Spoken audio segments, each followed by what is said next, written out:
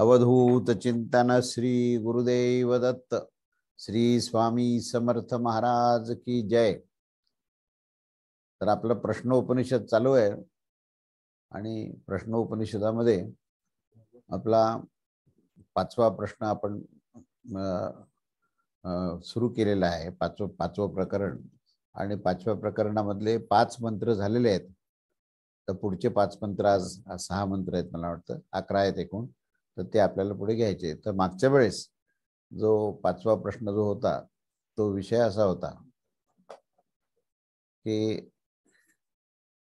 त्या ठिकाणी निद्रा हा विषय होता आणि स्वप्नावस्था ही आपण त्या ठिकाणी त्याची पण चर्चा केली की स्वप्नावस्थेमध्ये हा जो जीवात्मा आहे तो स्वतःच विभिन्न असे प्रकारचे रूप धारण करतो, स्वतःच्याच विभूती असं म्हटलंय तिथे की। आणि जे पुन्हा पुन्हा जे पाहिलेला आपला जो प्रसंग असतो किंवा ऐकलेली गोष्ट असते किंवा त्याच्याशिवाय सुद्धा ज्या कधीच न पाहिलेल्या ज्या गोष्टी असतात त्या सुद्धा ह्या सर्व सरमिसळ होऊन एकमेकांमध्ये मिसळून आपल्याला त्या घटना ह्या स्वप्नात दिसतात। आणि स्वप्नात दिसणाऱ्या ह्या ज्या घटना आहेत त्या जीवात्मा स्वतः हे विविध प्रकारचे आपणच विविध भाग किंवा आपणच विविध रोल घेतो तो आणि तो आपल्याला दिसतो, असं हे स्वप्न आहे। आणि म्हणून या स्वप्नाचं आपण जीवात्म्याचा ही स्थिती आहे आणि जीवात्माच हे सर्व आपल्याला दाखवत असतो, असं ह्या स्वप्नाबद्दल आपण पाहिलं। त्याच्यानंतर आता आज आपण घेऊया ह्या 6वा मंत्र। आणि 6वा मंत्र असा आहे की स यदा तेजसम भूतो भवत्यत्रैष देवः स्वप्नान्न पश्यत्यथ तदैस्त अस्मिन् शरीरम एतत् सुखम भवति। त्याचा अन्वय असा आहे की सह यदा तेजसा अभिभूतः भवति अत्र एषः देवः स्वप्नान् न पश्यति अथ तदा एतस्मिन् शरीरे एतत् सुखम भवति। तर याचा शब्दशः अर्थ असा आहे की जे मन जेव्हा तेज उदान वायूने युक्त होऊन त्या स्थितीमध्ये हा जीवात्मा हा त्यावेळेस स्वप्नात सुद्धा तो जात नाही, तेव्हा स्वप्न सुद्धा तो पाहत नाही। तो जीवात्म्याची काय स्थिती आहे की त्या उदान वायूमुळे तो उदान वायू मनासहित त्या जीवात्म्याला अशा ठिकाणी घेऊन जातो की तो स्वप्न सुद्धा त्यावेळेस पाहू शकत नाही। आणि मनुष्य जो आहे तो शरीरामध्ये जीवात्म्यास ह्या सुषुप्तीच्या सुखाचा अनुभव घेत असतो, म्हणजे निद्रेचा तो अनुभव घेत असतो। त्या निद्रेच्या अनुभवामध्ये जीवात्मा हा त्या उदान प्राण जो आहे तो जीवात्म्याला घेऊन अशा ठिकाणी घेऊन जातो की तिथे त्याला कुठल्याही प्रकारचा अनुभव राहत नाही, अनुभवातीत स्थिती आहे आणि म्हणून ती सुखाची स्थिती आहे। तर त्यामुळे या मंत्राचा जो आशय आहे ते आपण पाहू की गार्ग्य मुनीने 4था प्रश्न असा विचारला होता की निद्रेमध्ये सुखाचा अनुभव कोणास होत असतो, निद्रेमध्ये जे सुख मिळतं ते कोणाला मिळतं, असा तो प्रश्न आहे। तेव्हा त्याचं उत्तर महर्षी पिपलाद अशा प्रकारचे देतात की जेव्हा निद्रेच्या वेळी हे मन, आता मन हा शब्द वापरलाय त्या मनाबरोबर तो जीवात्मा आलाच, तेव्हा हे मन जे आहे ते उदान वायूच्या अधीन होऊन जाते। म्हणजे जीवात्मा उदान वायूच्या अधीन होतो आणि जेव्हा हा उदान वायू या मनसहित जीवात्मास हे जीवात्म्याचे जे मूळ निवासस्थान म्हणजे हृदय गुफा, तो हृदयामध्ये त्या जीवात्म्याला घेऊन जातो आणि त्या ठिकाणी तो पूर्ण त्या स्थितीमध्ये म्हणजे निद्रेची स्थिती त्याला प्राप्त होते जेव्हा तो हृदयामध्ये जाऊन बसतो। म्हणजे मन बुद्धी चित्त हे सर्व इंद्रिय दशेंद्रिय हे सर्वच्या सर्व त्या जीवात्म्याच्या बरोबर हे तो उदान प्राण त्यांना हृदय गुफेमध्ये घेऊन जातो। आणि जेव्हा उदान प्राण या जीवात्म्याला त्याच्या सर्व ह्या अनेक तत्वाबरोबर त्याला जेव्हा घेऊन जातो त्यावेळेस त्या जीवात्म्यांची अवस्था ही निद्रा अवस्था येते। आणि तेव्हा हा जीवात्मा जो आहे मनाच्या द्वारे जे स्वप्न दिसत होते त्याही गोष्टीला उल्लंघून हा तो निद्रा स्थितीमध्ये जातो आणि त्यावेळेस त्याला निद्रा जनित सुखाचा अनुभव हा त्या जीवात्म्याला प्राप्त होत असतो। तेव्हा ह्या शरीरामध्ये सुखदुःखास भोगणारा कोण आहे, तर तो प्रत्येक अवस्थेमध्ये प्रकृतिस्थ पुरुष म्हणजेच जीवात्मा आहे. जीवात्म्याची काय स्थिती दिली की सुख असो किंवा दुःख असो, त्या मनाच्या माध्यमातून तो सुख दुःखाला भोगणारा भोगता जो आहे, तो भोगता हा जीवात्माच आहे. आणि म्हणून ह्या जीवात्म्याला जागृती, स्वप्न आणि सुषुप्ती या तिन्ही अवस्था त्याला येतात. आणि तो त्या निद्रिस्त अवस्थेमध्ये जे सुख मिळतं त्या सुखामध्ये तो जीवात्मा असतो, असं या ठिकाणी वर्णन केलेलं आहे. म्हणून या ठिकाणी तिन्ही अवस्थेचा उपभोक्ता हा तो जीवात्मा आहे, असं या ठिकाणी हे वर्णन केलेलं आहे. त्याच्यानंतर पुढे 7वा श्लोक आहे. त्या 7व्या श्लोकामध्ये हे श्लोक असा आहे की य यथा सौम्य वयांसी वासो वृक्षम संप्रतिष्ठन्ते एवं ह वै तत्सर्वं पर आत्मनि संप्रतिष्ठन्ते. अन्वय असा आहे की सह सौम्य यथा वयांसी वासो वृक्षम संप्रतिष्ठन्ते ह एवं वै तत्सर्वं परे आत्मानि संप्रतिष्ठते. शब्दशः अर्थ असा आहे की जो 5वा प्रश्न त्याने जो विचारला होता त्याच्या संदर्भात हा उत्तर आहे की ज्या वेळेस बरेचसे पक्षी हे संध्याकाळच्या वेळेस आपल्या निवासरूप वृक्षावर परत येत असतात आणि तिथे आरामात राहून निवास करत असतात, त्याच प्रकारे ते सर्वच्या सर्व तत्वे म्हणजे जीवात्मा आणि त्याच्याबरोबर असलेले दशेंद्रिय, अंतःकरण चातुष्टय आणि त्याच्यावर असलेलं हे कारण देहात्मक सर्व इच्छा, या सर्वच्या सर्व इच्छा या जागृत झाल्यानंतर त्या स्वप्न निद्रिस्त अवस्थेतून ते बाहेर येतात आणि ते पुन्हा एकदा या भूलोकात येऊन सर्व अनुभव घ्यायला लागतात. तेव्हा पृथ्वीपासून प्राणापर्यंत ही जी तत्व सर्व जी आहेत ती त्याच्या आधी परमात्म्यामध्ये सुखपूर्वक आश्रय घेत असतात. तर परमात्म्याचं स्थान कुठे आहे, तर परमात्म्याचं स्थान जे आहे ते हृदय आकाशामध्ये आहे, जिथे जीवात्मा जाऊन राहतो. म्हणजे जीवात्म्याचं ते खरं निवास आपण म्हणतो, पण खऱ्या अर्थाने हृदयाच्या या गुहेमध्ये जो निवास आहे तो परमात्म्याचा आहे. हे आपण मागच्या अनेक मंत्रामध्ये पाहिलं की परमेश्वर हा सगळ्या शरीरावरचं जे नियंत्रण आहे हे संपूर्ण नियंत्रण तो हृदयामध्ये बसून करतो. आणि त्या परमेश्वराच्या जवळ समीप हा जीवात्मा जातो आणि तो सर्व तत्वांना घेऊन जातो आणि तिथे निद्रिस्त अवस्थेत असतो. पण ज्यावेळेस तो जागृत होतो सकाळच्या वेळेस, त्यावेळेस तो परत एकदा या पृथ्वीवरच्या सर्व जाणीवेमध्ये आणि सर्व संवेदना त्याला परत प्राप्त होतात. म्हणून याचं जाणं येणं चालू असतं. निद्रा आणि जागृती ह्याच्यामध्ये जाणं आणि येणं आहे. जागृतीमध्ये तो आलेला असतो आणि तो जगामधल्या सगळ्या व्यवहार पाहत असतो आणि निद्रा अवस्थेमध्ये परत तो जातो त्या परमेश्वराच्या सानिध्यात. आणि कुठे जातो, तर त्या हृदय गुफेमध्ये जातो. हृदय गुहेमध्ये तो सर्व इंद्रियांना मनबुद्धी चित्त अहंकाराला घेऊन त्या ठिकाणी सुखपूर्वक तो परमेश्वराच्या आश्रयामध्ये असतो आणि म्हणून त्याला तिथे सुख प्राप्त होतं. तेव्हा सुख प्राप्त करणारा तो जीवात्माच आहे. म्हणून या मंत्राचा आशय असा आहे की गार्ग्य मुनींनी जो हा 5वा प्रश्न विचारला होता की हे मन, बुद्धी, इंद्रिय, प्राण हे सर्वच्या सर्व कुठे जात असतात, कुठे स्थिर होत असतात, कोणाच्या आश्रयात ते जातात, असा त्याचा 5वा प्रश्न होता. तेव्हा या त्या 5व्या प्रश्नाचं हे उत्तर ह्या मंत्रामध्ये दिलेलं आहे. आणि उत्तरामध्ये महर्षी पिप्पलाद म्हणतात की हे प्रिय गार्ग्य, आकाशात उडणारे जे पक्षीगण आहेत आणि ते ज्या प्रकारे संध्याकाळी परतून आपल्या निवासस्थान असलेल्या वृक्षावर आपल्या घरट्यामध्ये आरामात विश्राम करत असतात, अगदी त्याच प्रकारे पुढे दाखवलेल्या पृथ्वीपासून प्राणापर्यंत जेवढे काही तत्व आहेत ते सर्वच्या सर्व तत्व जे आहेत ते परब्रह्म पुरुषोत्तमामध्ये जो सर्वांचा आत्मा आहे तो परमात्मा, त्याच्या आश्रयाला ते जातात आणि त्या सर्वांचे आश्रयस्थान हे त्या हृदय गुफेमध्ये आहे.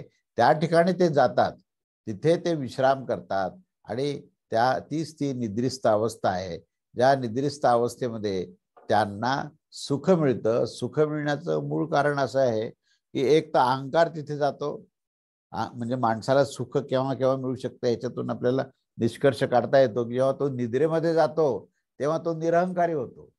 आणि निरहंकारी झाला की बर्डन फ्री, म्हणजे कुठल्याच प्रकारचं ताणतणाव नाही की मी हे करणार आणि मला हे करायचंय, मग ते जमेल का नाही जमेल, केव्हा होईल, कसं होईल, ही सगळी जागृत अवस्थेची स्थिती आहे. पण तोच ज्यावेळेस निद्रेमध्ये जातो त्यावेळेस त्या निद्रेमध्ये मी नावाची वस्तू संपून जाते. आणि मी एकदा वस्तू संपली की माझंही संपून जातं. आणि मी माझं संपलं की सुख प्राप्ती होते. हे सुखाचा मंत्र हे लक्षात घ्या.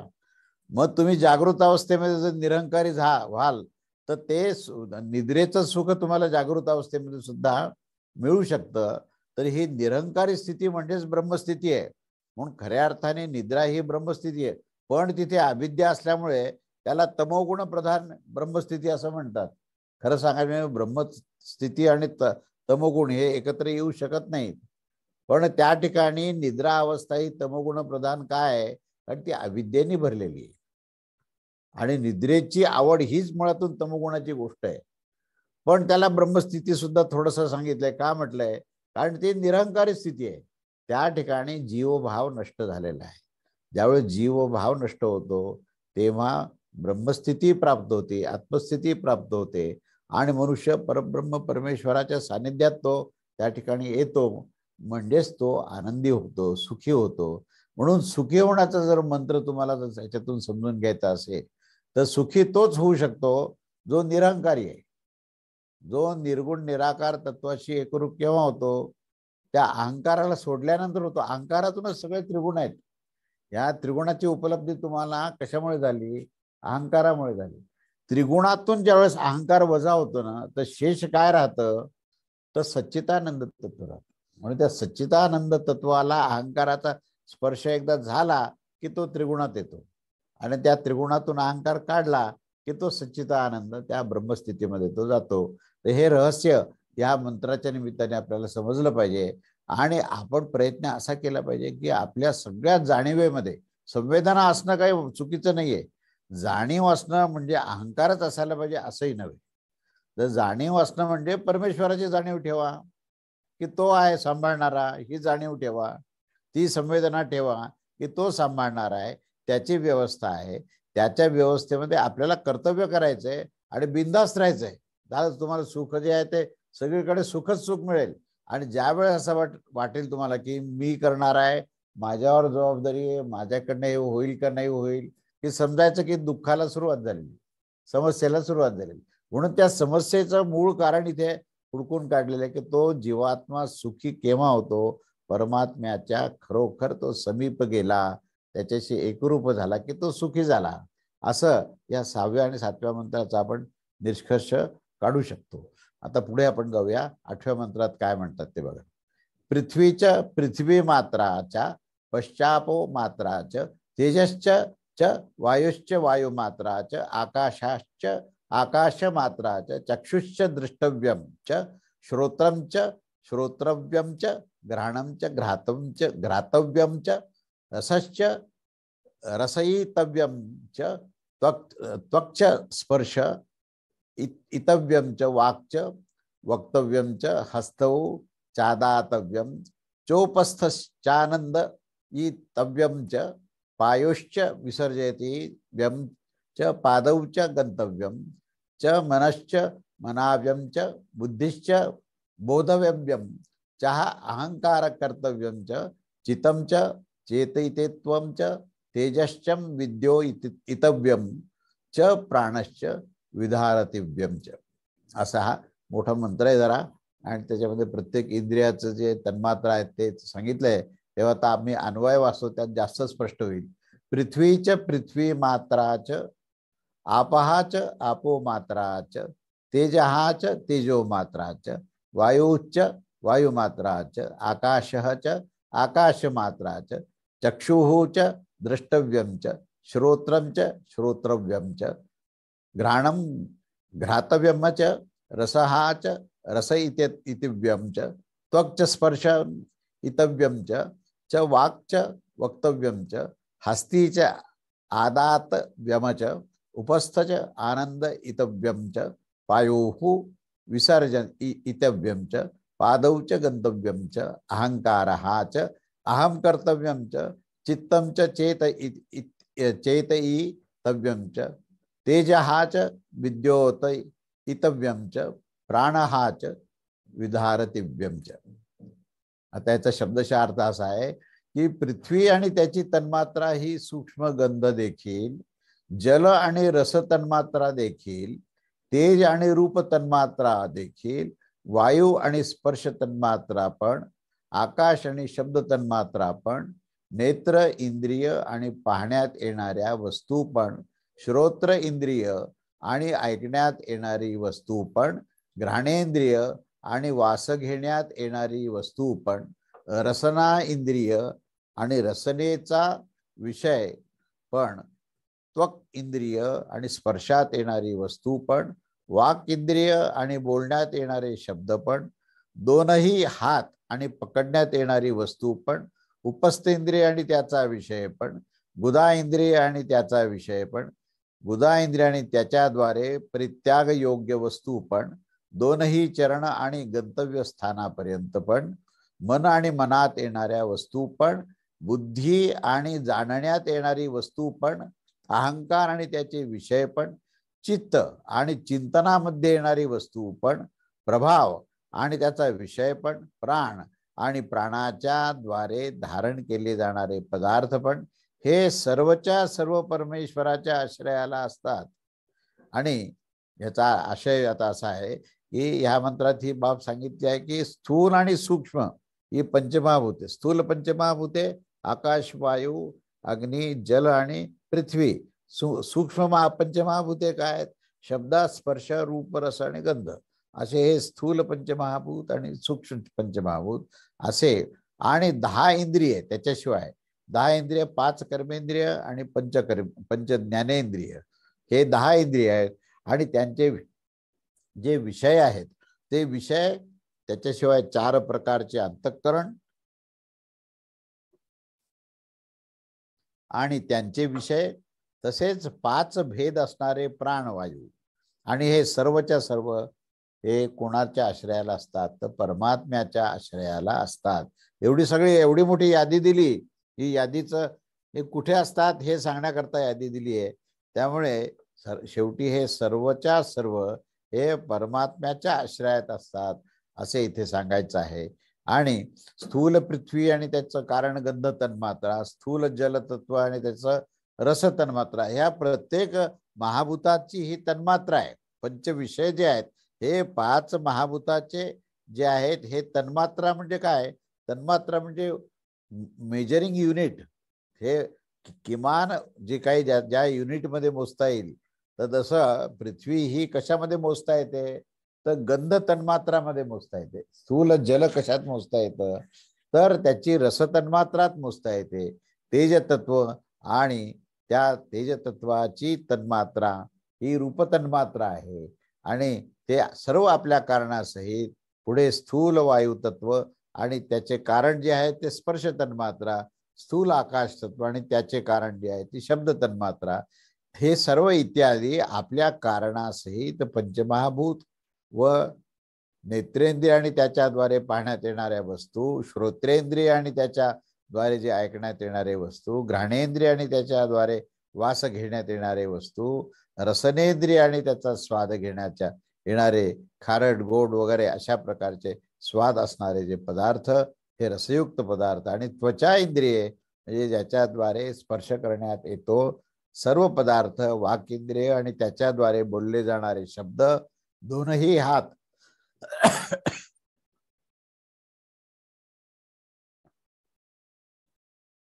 दोनही हात आणि त्याच्याद्वारे पकडण्यात येणारे सर्व वस्तू, 2 पाय आणि त्याच्याद्वारे प्राप्त होणारे गंतव्य स्थान, उपस्थ स्थान, उपस्थ इंद्रिय आणि मैथुनाचे सुख, त्या गुदा इंद्रिय आणि त्याच्याद्वारे त्याग करणारा मल, मन आणि त्याच्याद्वारे मनन करण्यात येणारे पदार्थ, बुद्धी आणि त्याच्याद्वारे जाणण्यात येणारे सर्व पदार्थ, अहंकार आणि त्याचे विषय, चित्त आणि चित्ताच्या द्वारे चिंतनामध्ये येणारे पदार्थ, प्रभाव आणि प्रभावाने प्रभावित होणारे 5 वृत्तीवाले प्राण आणि त्याच्याद्वारे जीवन देऊन धारण केले जाणारे समग्र शरीर हे सर्वच्या सर्व त्याचे महाकारणभूत असलेल्या परमेश्वरामध्ये आश्रित असतं.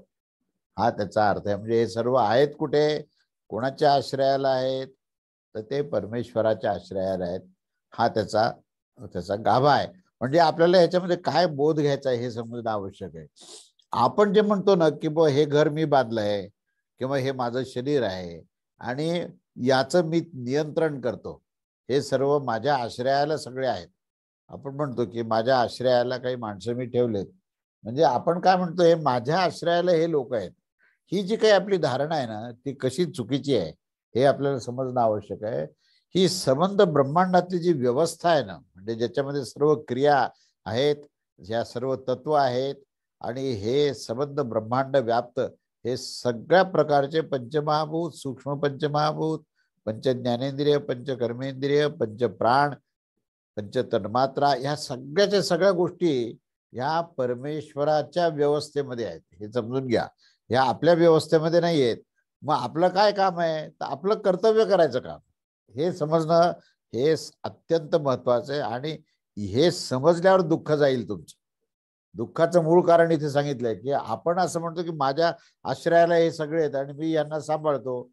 समजा तुम्ही दुःखाला आमंत्रणच दिलेलं आहे. पण ज्यावेळेस तुम्ही असं म्हणाल की ही सर्व व्यवस्था जी आहे, हे ब्रह्मांडाच्या व्यवस्थेपासून ते अगदी माझ्या शरीरामध्ये होणारं अन्नपचन, हृदयास जे रक्ताभिसरण असेल, हृदयस्पंदन असेल, जे काही आपल्या शरीरामध्ये होणाऱ्या ज्या काही क्रिया आहेत आणि ज्या काही सगळ्या नियंत्रणाच्या प्रक्रिया आहेत, या सर्वच्या सर्व या परमेश्वराच्या व्यवस्थेमध्ये आहेत, परमेश्वराच्या नियंत्रणामध्ये आहेत. आणि म्हणून आपण त्याचा स्वीकार करणं आवश्यक आहे. नुसतं म्हणून चालणार नाही, आपल्याला त्याचा स्वीकारही केला पाहिजे. आणि स्वीकार केलाय का नाही केलाय याची काय खूण आहे? झिरो टेन्शनचा मनुष्य, ज्याला पूर्ण प्रसन्नता आहे, आनंद आहे, आणि कोणतीही परिस्थिती जरी आली तरी जो विचलित होऊ शकत नाही, तर समजून घ्या की यांनी परमेश्वराची व्यवस्था मान्य केली. आणि ज्याचं छोट्या छोट्या गोष्टीला विचलित होतो, टेन्शन येतं, क्रोध येतो, आणि ह्या अशा या निगेटिव्ह ज्या एनर्जीज असतात की विचलित होणारा, विपरीत अशा प्रकारचा परिणाम होणारी जी स्थिती आहे, तर ह्याचं कारण काय की आम्ही परमेश्वरांनी या सगळ्याचा आश्रय दिलेला आहे हे मान्य करत नाही. कारण नुसतं शब्द समजून उपयोग नाही, त्या शब्दाचा आशय कळायला पाहिजे आणि तो आशय समजून आपल्या धारणेत बदल झाला पाहिजे, तर आपण मग खऱ्या अर्थाने तो मंत्र आणि तो श्लोक शिकला असं म्हणता येईल. म्हणून परमेश्वराच्या आश्रयाचा स्वीकार करा, परमेश्वराच्या व्यवस्थेचा स्वीकार करा, परमेश्वराच्या नियंत्रणाचा स्वीकार करा आणि त्याला संपूर्णपणे समर्पित व्हा ना. का नाहीतरी तुमच्या हातात काहीच नाहीये, मग समर्पित व्हायला काय जातं ना, आहे की नाही? नाहीतरी एरवी समजा म्हटलं की नाही आम्ही काय परमेश्वराला बरोबर विश्वास ठेवत नाही, ठीक आहे परमेश्वर, पण तू काय करू शकतो बाबा? तर तू काहीही करू शकत नाही, हे त्याचं उत्तर आहे. मग काहीही जर करू शकत नसेल आणि दुःखच होणार असेल, तर मग परमेश्वराची व्यवस्था मानायला काय हरकत आहे ना? आणि मानून तर बघ, मग काय अनुभव येतो ते बघ. आणि अनुभव जर विलक्षण असेल, अनुभव जर सुखाचा असेल, अनुभव जर आनंदाचा असेल, तर मानायला काय हरकत आहे, असं या मंत्रात म्हटलंय. म्हणून एवढी लहान मुलाचं यादी दिली आहे ना, तर ती यादी जरी मोठी असली तरी त्याच्यातला आशय जो आहे तो आशय असा आहे की हे सर्वच्या सर्व हे परमेश्वराच्या आश्रयाला आहेत. आणि स्थूल असो किंवा सूक्ष्म असो, हे स्थूल, सूक्ष्म आणि कारण ह्या तिन्ही स्थितीमध्ये असलेलं जे काही जगत आहे, ते जगत जे आहे हे परमेश्वराच्या व्यवस्थेमध्ये आहे, असं आपल्याला समजणार.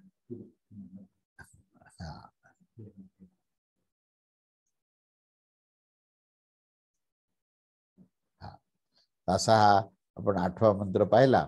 आता त्याच्यानंतरचा पुढचा मंत्र पाहूया आपण. 9वा मंत्र काय ते पाहूया. एष हि दृष्टा सृष्टा श्रोता ध्राता रसयिता मंता बोधा करता विज्ञानात्मा पुरुषः स परमेश्वर आत्मने संप्रतिष्ठते. अन्वय असं की एषः दृष्टा स्पृष्टा धाता ध्राता रसयिता मंता बोद्धा कर्ता विज्ञानात्मा पुरुषः सह ही अक्षरे परे आत्मनी संप्रतिष्ठते. याचा शब्दशः अर्थ असा आहे की हा जो कोणी पाहणारा, स्पर्श करणारा, ऐकणारा, वास घेणारा, स्वाद घेणारा, मनन करणारा, जाणणारा, कर्म करणारा विज्ञान स्वरूप पुरुष म्हणजे जीवात्मा तो आहे. आणि तो पण अविनाशी परमात्म्यामध्येच यथायोग्यपणे स्थित असतो. हा असा याचा शब्दशः अर्थ आहे. आता ह्याचा आपण आशय पाहू आणि आपल्याला त्यात काय बोध मिळतो ते पाहूया. तेव्हा आशय असा आहे की जे काही पाहणारा जो आहे, जो स्पर्श करणारा जो आहे, ऐकणारा जो आहे, वास घेणारा, स्वाद घेणारा, मनन करणारा आणि जाणणारा आणि संपूर्ण इंद्रिय आणि मनाच्या द्वारे समस्त कर्म करणारा असा जो हा विज्ञान स्वरूप पुरुष हा जीवात्माच असतो. आणि हा पण त्या अविनाशी सर्वांचा आत्मा असलेल्या त्या परब्रह्म पुरुषोत्तमामध्येच तो स्थित असतो. आणि त्या परमात्म्याला प्राप्त करून घेतल्यावरच त्या जीवास वास्तविक शांती मिळते. त्या कारणाने जीवाचे पण परम आश्रय हा परमेश्वरच आहे. आता इथे त्यांनी काय म्हटले, सुरुवात अशी केली आहे त्यांनी की जे जे म्हणून काही क्रिया आपण करतो, स्पर्श करणे, वास घेणे, स्वाद घेणे, एवढंच काय, मनाने मनन करणे, त्याला जाणून घेणे बुद्धीने, हे आणि संपूर्ण इंद्रिय आणि मन हे अंतःकरण आणि बहिःकरण या सगळ्यांचा उपयोग करून जो कर्म करतो, तो कर्म करणारा कोण आहे तर त्याला विज्ञान स्वरूप पुरुष म्हणजे जीवात्मा असं म्हटलंय. म्हणजे विज्ञान स्वरूप का म्हटलंय, कारण तो सर्वत्र सर्वव्याप्त परमात्म्याचाच अंश आहे. विज्ञान हा शब्द जो येतो ना, तर विज्ञान म्हणजे काय, विज्ञान या शब्दाचा अर्थ समजणं खूपच आवश्यक आहे. विज्ञान म्हणजे बीजासहित वृक्षाचं आकलन होणे म्हणजे विज्ञान. बीज जो आहे, हा बीज जो आहे तो काय आहे तर तो परब्रह्म परमात्माच आहे आणि तोच अंशरूपाने जीवात्म्यात आला आहे. आणि त्याच्यामधूनच हा जो वृक्ष म्हणजे ब्रह्मांड, या ब्रह्मतत्वातूनच ब्रह्मांड निर्माण झालं आणि त्या ब्रह्मांडामध्ये तेच ब्रह्मतत्व आहे. जसं एखाद्या आंब्याच्या कोळीमधून आंब्याचा वृक्ष निघाला तर आंब्याचा वृक्ष निघाला दिसायला तो भिन्न भिन्न दिसतो. खोड वेगळं दिसतं, फांद्या वेगळ्या दिसतात, पानं वेगळे दिसतात, त्याचं आलेलं फुलं जे आहेत त्याला फुलोरा तर तो वेगळा दिसतो आणि पुन्हा कैऱ्या वेगळ्या दिसतात आणि त्याच्यामध्ये बीज पुन्हा तेच असतं. तर हे जे आपण पाहतो त्यामुळे ज्याच्या दृष्टीला आंब्याच्या कोणत्याही भागाला तो आंबाच म्हणतो. हे काय आहे तर आंबा लावलाय म्हणतो, दाखवतो आंब्याचं झाड आणि आंबा लावलाय. अगदी उन्हाळ्यात तुम्हाला आंबे दिसतील पण पावसाळ्यात आणि हिवाळ्यात आंबे दिसणार नाहीत. पण त्याही सीझन मध्ये म्हणतो हा आंबा आहे. तो असं म्हणत नाही की आता आंबे नाही आहेत पण हे झाड आहे असं म्हणत नाही. तर ही जी म्हणण्याची जी पद्धत आहे ना, त्याच्यात सगळं तत्वज्ञान आलं. त्याच्यामध्ये बीजासहित वृक्षाकडे पाहायची दृष्टी आली तेव्हा बीजासहित वृक्षाकडे पाहणे म्हणजे विज्ञान दृष्टी. असा तो विज्ञान स्वरूप परमात्मा आहे. तर तो बीजामध्ये तो सच्चिदानंद निर्गुण निराकार तत्व आहे आणि तो ब्रह्मांडामध्ये सर्वव्याप्त परमेश्वर आहे. सर्वत्र अंतर्बाह्य तोच आहे. असं ज्याच्यामध्ये आपल्याला जाणीव होते त्यावेळेस ती परमेश्वराची जाणीव ही ज्ञानविज्ञान स्वरूप तुम्हाला झाली की मग तुम्हाला खऱ्या अर्थाने तो परमात्मा कळतो. तर तो जो पुरुष म्हणजे जीवात्मा जो आहे तो सुद्धा असाच विज्ञान स्वरूप आहे. पण कळत नाही. मी करता, मी भोगता, मी ज्ञाता म्हटलं की तुम्ही संकुचित होता, अल्पज्ञ होता. परंतु खऱ्या अर्थाने स्पर्श करणारा, वास घेणारा, मनन करणारा, संपूर्ण इंद्रियाच्या माध्यमातून क्रिया करणारा हा जो काही जीवात्मा आहे ना, त्याचं खरं स्थान जे आहे तो परमेश्वरच आहे. त्याच्या माध्यमातून परमेश्वरच कार्य करतो हे तुम्हाला समजण्याकरता हा मंत्र दिलेला आहे. आणि असा जो जीवात्मा जो खूप अगदी अभिमानी आहे, त्याला आपल्या ज्ञानाचा अभिमान आहे, त्याला आपल्या क्रियेचा, कर्तव्याचा कर्तृत्व भाव त्याच्यामध्ये निर्माण झालेला आहे, भोक्तृत्व भाव निर्माण. तो म्हणतो मी सुखी आहे, मी दुःखी आहे आणि तो म्हणतो की मला आता वेद कळाले म्हणून त्याला असं वाटतं की मला ज्ञान प्राप्त झालंय. असा वाटणारा जो विज्ञान स्वरूप जो जीवात्मा आहे ना, त्याचा सुद्धा आश्रय त्या परमेश्वरामध्येच आहे. हे समजणं खूप आवश्यक आहे. तरच तो जीवभाव जाईल, आणि जीवभाव गेला तर अहमभाव जाईल, अहमभाव गेला तर देहभाव जाईल. देह हा प्रकृतीचा भाग आहे, आणि आत्मतत्व जे आहे, जीवात्मा जीव भाव ज्याच्यातून निर्माण झालाय, ते त्याचा आधारभूत तत्व आत्मतत्व जे आहे, ते आत्मतत्व म्हणजेच तो परब्रह्म परमेश्वर आहे. त्याच्यामध्ये भेद नाहीये. अशा प्रकारची तुम्हाला एकदा जाणीव झाली की मग मी करणारा, मी भोगणारा, अशा प्रकारचा भाव न राहता सर्व काही परमेश्वराचा आहे, अशा प्रकारचा भाव हा टिकून राहायला पाहिजे. आणि म्हणून या जीवात्म्याचं सुद्धा परम आश्रयस्थान तो परब्रह्म परमात्माच आहे.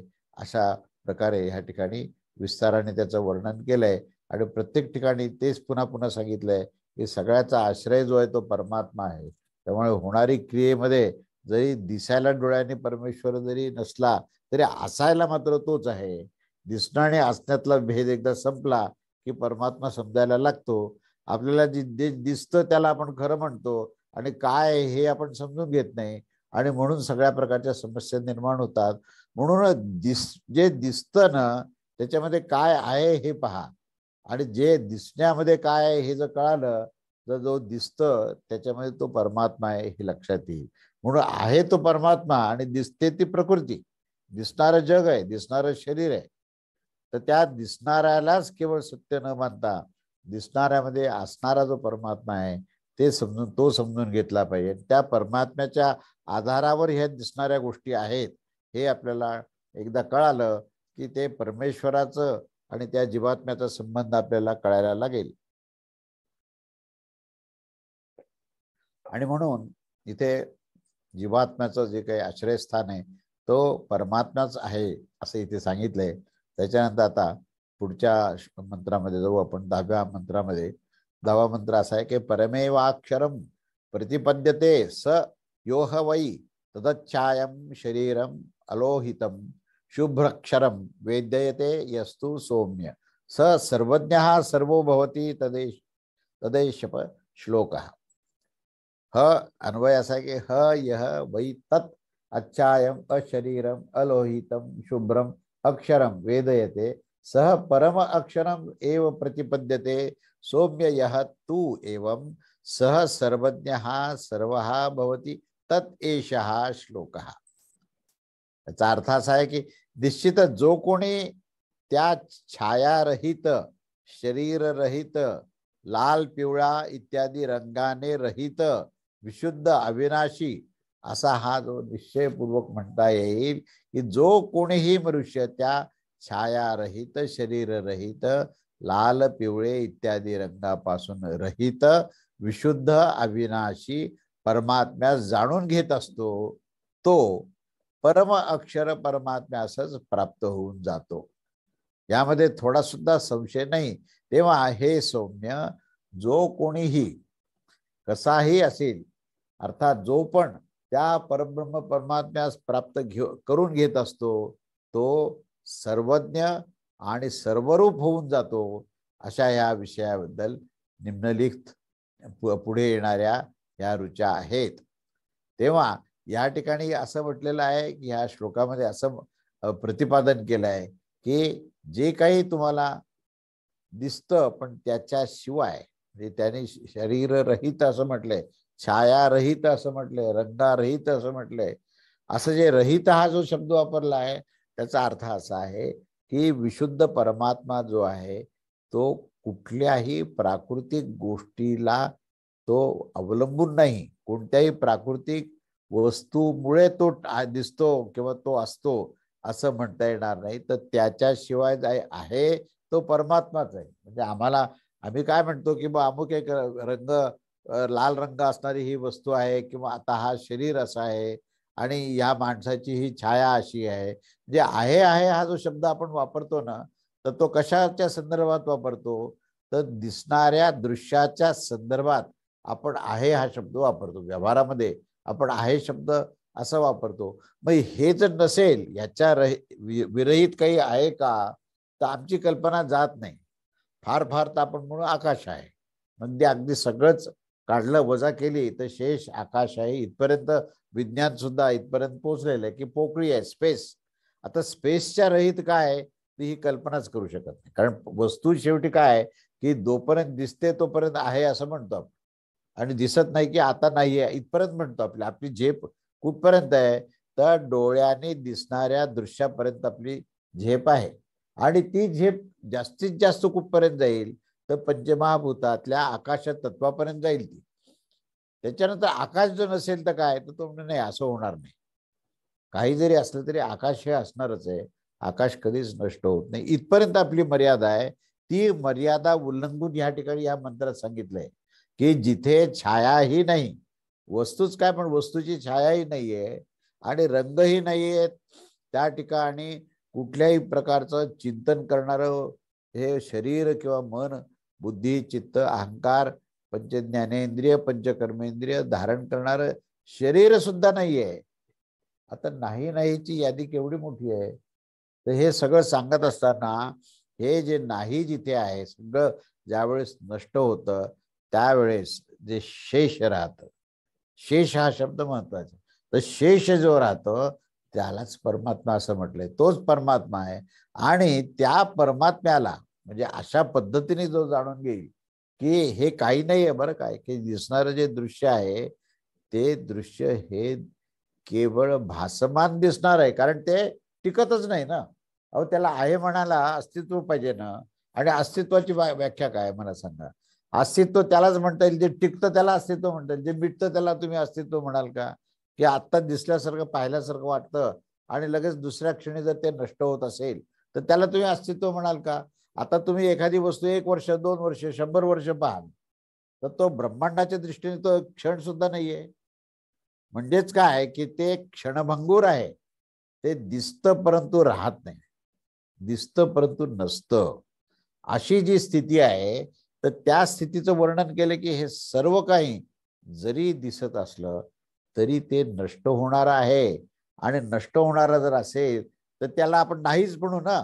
मग त्याच्याशिवाय काय याचा आपण विचार करू ना. तेव्हा त्याच्याशिवाय जर काही असेल तर तो परब्रह्म परमात्मा आहे. म्हणून इथे परब्रह्म परमात्मा काय आहे याचं या ठिकाणी वर्णन केलेलं आहे. आणि हे ज्यांनी जाणलं, अशी जाण ज्याला झाली परब्रह्म परमात्म्याच्या निखळ त्याच्यामध्ये निरपेक्षपणे असणारं जे अस्तित्व आहे, ज्या अस्तित्वामध्ये कधीही धोका नाहीये, जे नेहमी टिकेल असं अस्तित्व आहे, असं ज्याला समजेल त्याला त्यांनी सर्वज्ञ असं म्हटलंय. आणि तो मनुष्य सुद्धा हा सिद्ध पुरुष होतो आणि तो सर्वरूप ब्रह्मांड व्याप्त त्याचंही व्यक्तित्व होतं.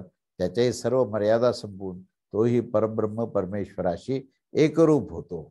असं त्या परमेश्वराच्या संदर्भामध्ये हा जो श्लोक आता पाहणार आहोत तो शेवटचा श्लोक या प्रकरणातला आहे. आणि तो श्लोक असा आहे की विज्ञानात्मा सह देवैश्च सर्वैहि प्राणाभूतानि संप्रतिष्ठन्ति यत्र तदक्षरम वेदयते यस्तु सौम्य स सर्वज्ञः सर्वमेवा विवेशेति. अन्वय असा आहे की यत्र प्राणाः भूतानि स च सर्वैहि देवैहि सह विज्ञानात्मा संप्रतिष्ठन्ति सौम्य तत् अक्षरम यह तु वेदयते सह सर्वज्ञः सर्वम एव अविवेश इति. आता याचा शब्दशः अर्थ असा की ज्याच्यामध्ये समस्त प्राण आणि पंचमहाभूते तसंच संपूर्ण इंद्रिय आणि अंतःकरणासहित परमात्म्यास जो कोणी जाणत असतो त्याला सर्वज्ञ असं म्हणतात. आणि त्या सर्वरूप परमेश्वरामध्ये प्रविष्ट होऊन जातो. अशा प्रकारचे या प्रश्नाचं उत्तर आहे की तो जो सिद्ध पुरुष आहे तो सिद्ध पुरुष हा या सर्व ब्रह्मांडाला परमेश्वरासहित ब्रह्मतत्वासहित ब्रह्मांडाची जाणीव, बीजासहित वृक्षाची जाणीव, म्हणजेच त्या परमेश्वरासहित ब्रह्मांडाची जाणीव ज्याला झाली त्याला त्या ठिकाणी तो सर्वज्ञ असं शब्द वापरलाय. तो त्या परमात्म्यास संपूर्णपणे जाणतो आणि हाच उद्देश या पूर्ण चिंतनाचा आहे. तेव्हा या मंत्राचा जो आशय आहे की सर्वांचे परमकारण ज्या परमेश्वराचे समस्त जे तत्व आहेत, समस्त प्राण आणि पंचमहाभूते आणि समस्त इंद्रिये आणि अंतःकरणासही स्वयं जो विज्ञान स्वरूप जीवात्मा हे सर्वच काही परमेश्वराच्या आश्रयामध्ये असतं हे आपण पाहिलं. आणि त्या परम अक्षर परमात्म्या जो कोणी जाणत असतो त्यालाच सर्वज्ञ असं म्हटलेलं आहे. आणि असा तो सर्वरूप परमेश्वरात हा प्रविष्ट होऊन जातो, त्या परमेश्वराशी एकरूप होतो. अशा प्रकारे हा चतुर्थ प्रश्न समाप्त झालेला आहे. तेव्हा हे चतुर्थ खंड आज आपण संपवलेला आहे. आता त्याच्या पुढे 2 खंड, पंचम खंड आणि षष्टम खंड आहे. तेव्हा हा पंचम प्रश्न आपण पुढच्या रविवारी प्रारंभ करूया. अवधूत चिंतन. श्री गुरुदेव दत्त. श्री स्वामी समर्थ महाराज की जय.